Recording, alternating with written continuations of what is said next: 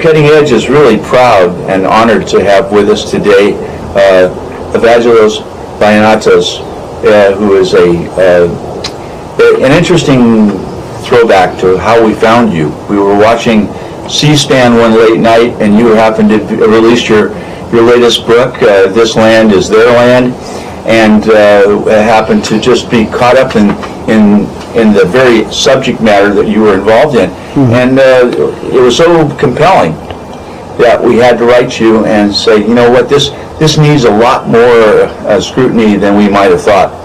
And the food values in this world and supplying food for populations that are growing in astronomical proportions, the constant pillages to our environment and so on, challenges to our environment and so on, should be met. So I guess all I can say to you is welcome to the Cutting Edge, and we're going to try in this hour's period of time, hopefully, to let people know more about this subject and maybe stimulate their desire to find out more about food quality and really what it is. And so I hate to be mouthy here, but one of the things that we start off with is the fact that back in the 1950s, they used to say, we're running out of food to feed the world. And by 1980, everybody will be, we won't have any more food left. And that was in the 1950s. Now, here we are in the year 2007, and they're saying, well, by the year 2020 or 2030 or 2040, who knows, based on who you follow, say we're going to run out of food again. And now, let's start up with this concept of how close are we to losing to not being able to feed the populations of the world? I don't think that there's a problem in feeding the world population with the existing amount of land. The problem is slightly different. The problem is that the land resources, the number of farmers raising food are shrinking. The land is there, but the people who control the food, they use all these huge amounts of food for profit primarily, and to feed cattle.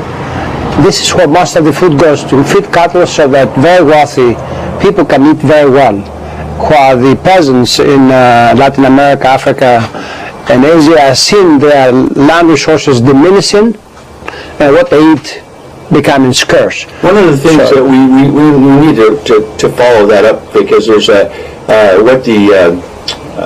what we were taken by when you were talking about this whole issue of the fact that there's a multinational corporate takeover of the land of the world in order to like you say, to feed the most. It's an economic thing, really. I mean, you're going to take over all of Africa to feed rich people that go on vacation in Aruba, probably. Exactly. But the issue at hand is that really, what kind of a danger are these? Because you didn't explain exactly. Small farmers, okay, versus corporate farmers. Yes. Let's get that out on the table and say, if you can clearly explain the difference between corporate farmers and the small farmers. Mm-hmm. Well, small farmers, whether you call them family farmers or peasants, have been for millennia raising food.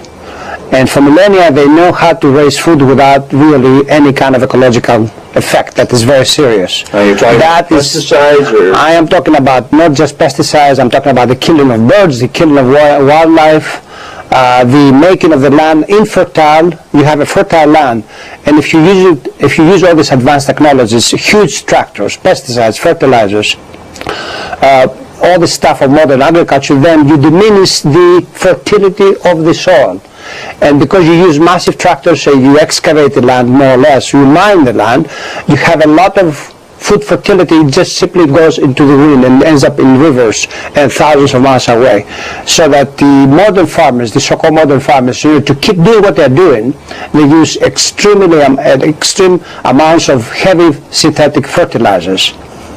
So that the amount of land that has been in one crop production, say in Minnesota, for the last 50 years, is almost like desert.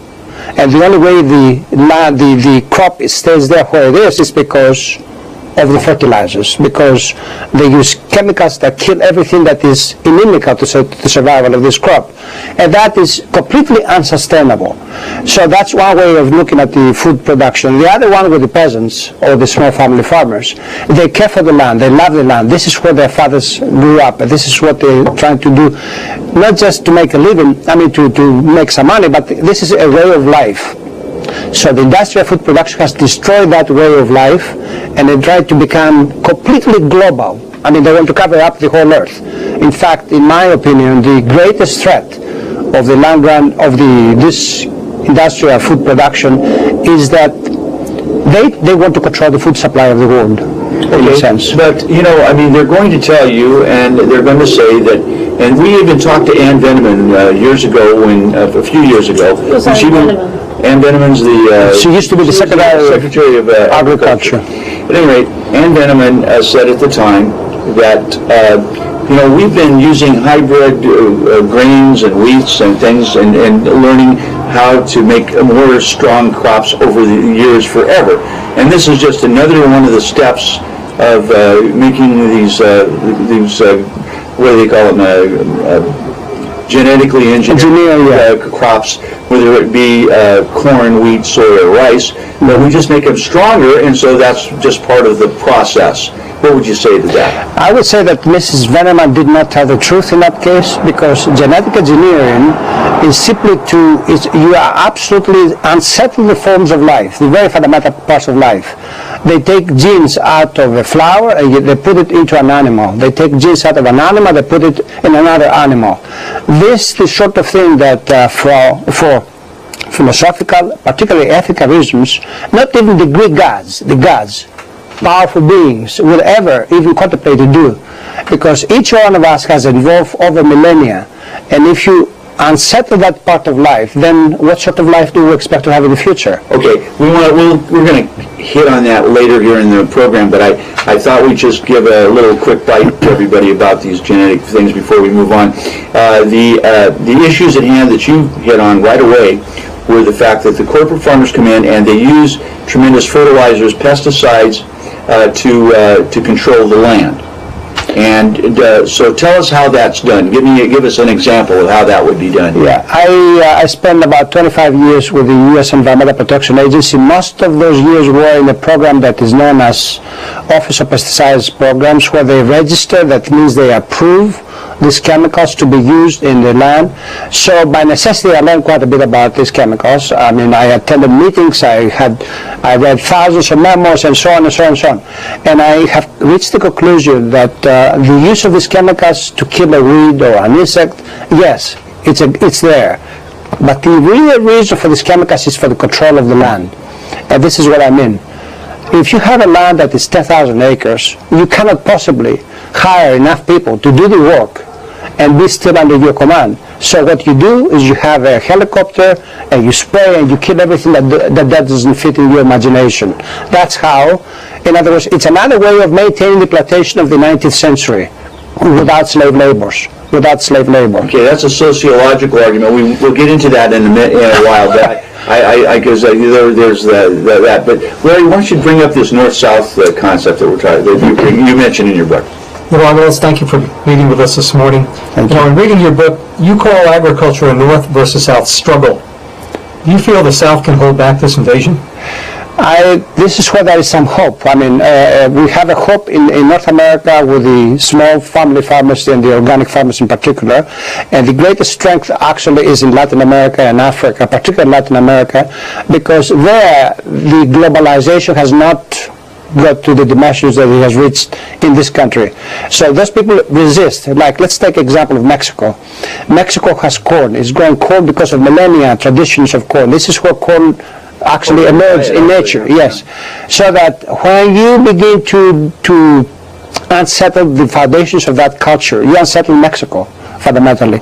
And those peasants, those campesinos really resist this sort of thing.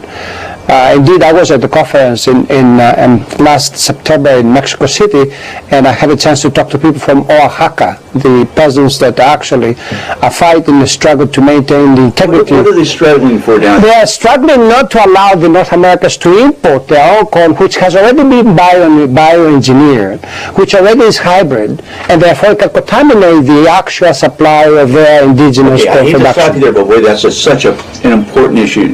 Tell us about how bioengineered corn, what did you just say the word is? Contaminates the indigenous corn.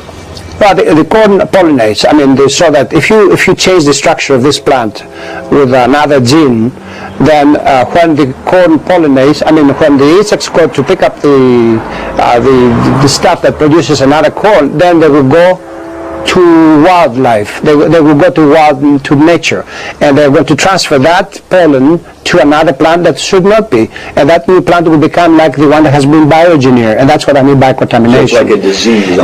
It's spread by the wind, and it's almost uncontrollable. And what happens when after that happens? Then that corn, the pure corn, let's say the Oaxaca corn, becomes contaminated, and therefore you cannot ever trust again that you have the original variety of corn. And it's terrible. I mean, it's not good because you change the structure of the plant, as we said. One of the issues that we brought up in this is the fact that there's a drop-dead gene within this, the corporate corn or whatever.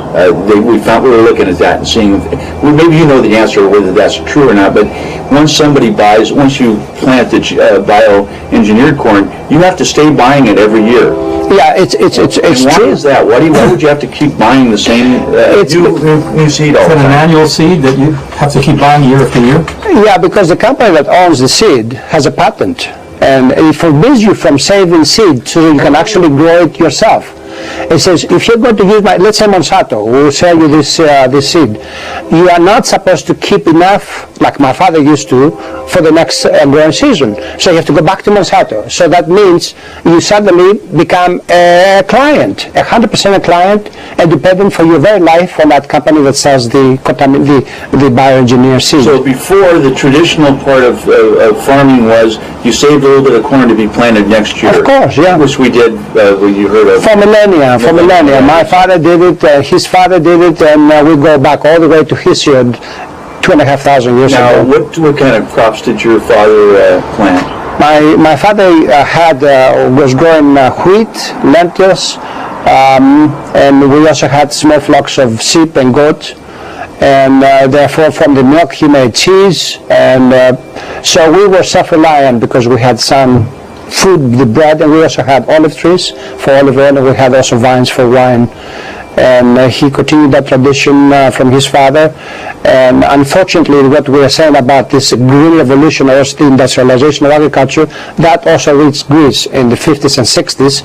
And now I go back to my village, and there's practically nothing of what I remember as a child. Right. Everybody is now using. We're